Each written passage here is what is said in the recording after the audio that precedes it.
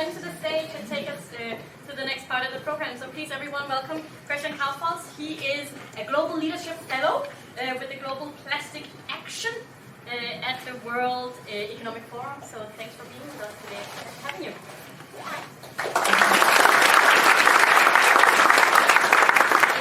It's great to be here with everyone and to kick off this exciting week, Circular City Week in New York. And I have to congratulate the Circular City team for this event, but also to see the progress over only a few years to, it's come to a really great, I would say, tradition and institution in the city. So it's really, really wonderful to see that. So congratulations to the team.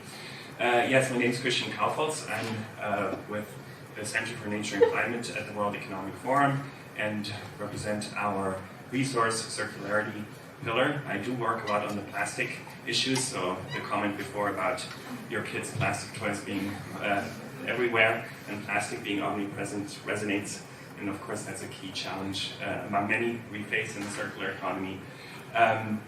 We're very excited about the circular piece. The forum works with partners from government, business, and civil society to transform the way we do business and the way we think about production and consumption. But we're also excited about the cities piece because I think that cities, a lot of circular economies are local, will be local. The tighter the circle, the better in many cases. And I think that, we'll see cities step up and I think play a really transformational role in this. So bringing the dialogue to New York City, but to cities across the world is really, really key. Talking about cities, there's someone with us today who knows a lot about building, construction, design, architecture, planning, and that's a key part of the circular economy. It's my pleasure to welcome Tom Kennedy, who's principal and circular economy expert at Arup. Please, Tom, join us here. Tom, over to you for the first keynote.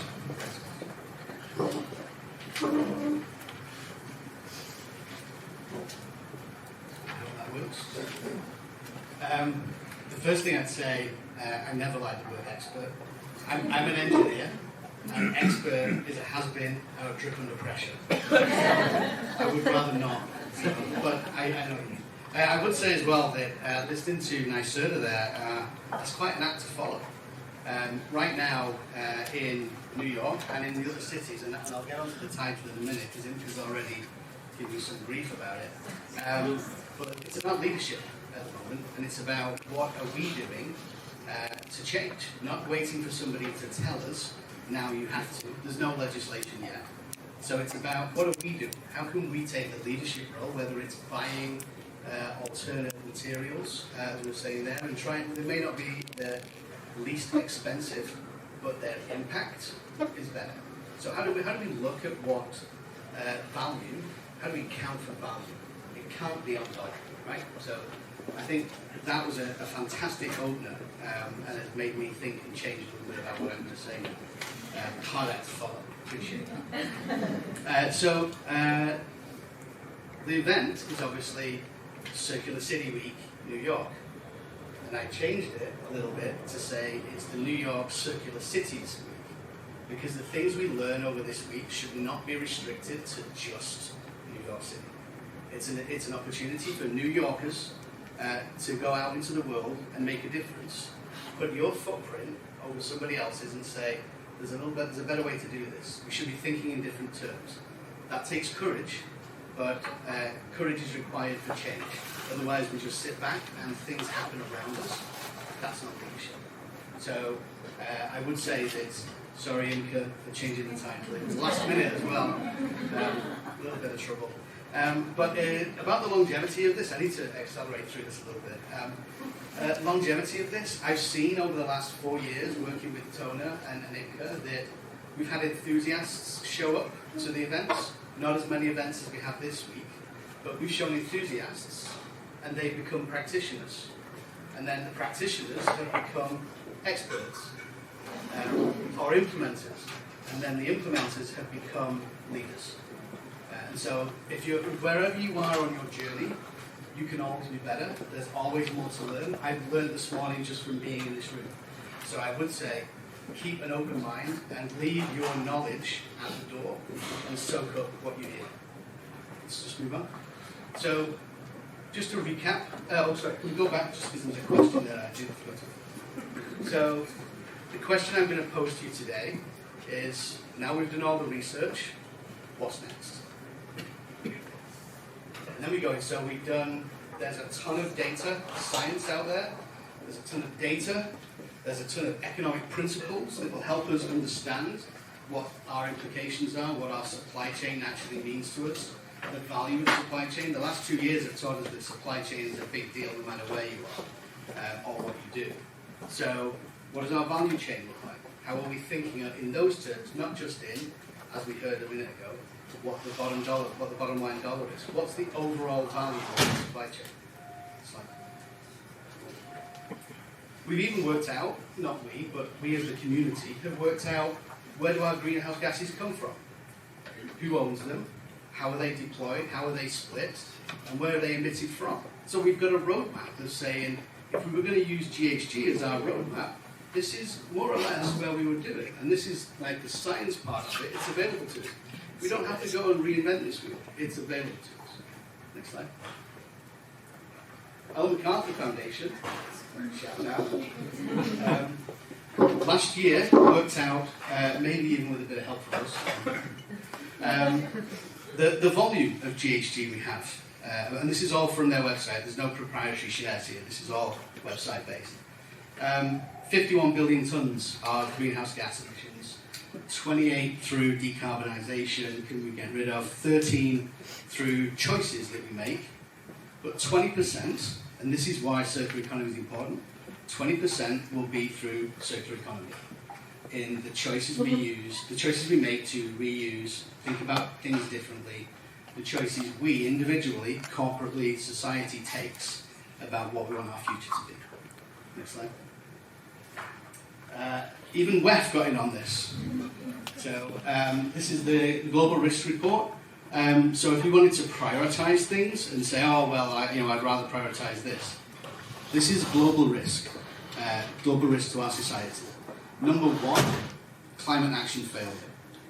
Right? So that's everything to do with climate action. Circular economy is right in there. But half of these topics in the top 9 deal with issues of climate change, circular economy, and issues that we're in control of by things we buy and actions we do personally. So we have issues that we need to deal with personally here as well. I'm in the built environment. That's what I do. I've always been sort of steel and concrete, earthworks, deep basements, airports. So my world is anything that is designed or built. But the city is made up of hundreds of essential systems. I would guarantee you that everybody in this room can look at the screen and say, that's either something I do for my job, or my home life, or it's important to me, or my partner does it, or my children are involved with it. We can't escape the city systems. All of these city systems have a story in circular economy. So today and this week we were talking about partnerships. Last year we partnered with NL over a number of different things, and one of them was sustainable solar energy and dual use. So not in itself saying photovoltaics is enough, that deals with the decarbonisation, but looking at what happens on the land below those panels. So here we have just the goats, or sheep, depending on, I'm not an expert. But the point is, there's a biodiversity happening. There's plant species, there's economy, there's the farmer's livelihood. There's other things that we can touch through simple moves. And all we have to do is design differently. We have to think differently. Next slide. And then we can look at the obvious. How do we use photovoltaics in cities and decarbonise transport? For sure. But what else can we do? If we're going in and making those radical changes, what else is open to us? Because honestly, I would say right now, don't leave anything on the table. Go for it wholeheartedly. Think about what else can I do? It's beyond my scope, for sure. Have conversations. Think about it a little bit more and say to your clients, your friends, your partners, let's do a little bit more. If we only did this piece, you won't win everything, but you'll start seeds growing, and the more seeds we have growing, we end up with events 4 years running that's now huge in comparison to where we were when we started. So, with that in mind, I just want to talk a little bit about this. We've released, we announced it at COP last year and then released it in March, Circular Buildings Toolkit. There's a couple of really important things about this. It's free online. If we're going to deal with circular economy, it has to be equitable. It can't be for those who can afford to do it. We have to make sure that we're looking all the way along that there's an equitable answer and outcome to it. So we've made it online. Let's go to the next slide. And if you want to go and download it, it'll walk you through it, walk you through the pieces. Looking at running workshops, thinking about it with your clients, how do you get inspired, going through a rating, you can say, is that good enough? Are we happy with that? Or can we do more? Can we go back around again and try and move it through, change it a little bit more? And it's open to, thanks. It's open to, which means I've got to go really quick. It's open to different levels. You don't have to be an expert. This is about learning as well. So there's a place where you can go and learn more about circular buildings. Slide. If you want to take a project and run it through and see what it does, see what the outcome is, run it through. Do a workshop with your client, with your partners, with the owners, with some end users and stakeholders. Next slide. And then, do you want to track how it's doing? Maybe we want to start looking at scope 3 and how we might go through better and looking longer term. And so this is where we are. I know, Inka, I know. Next slide. So, after the research, what now? What do we do? Next slide. Action. Right, so we've got to think about, next slide. What action can I, individual, not me, what action can I implement to further a circular economy? What is it that I can do to move things along? Conversations, ask the right questions, lobby your city council person, lobby the mayor. We can all do that.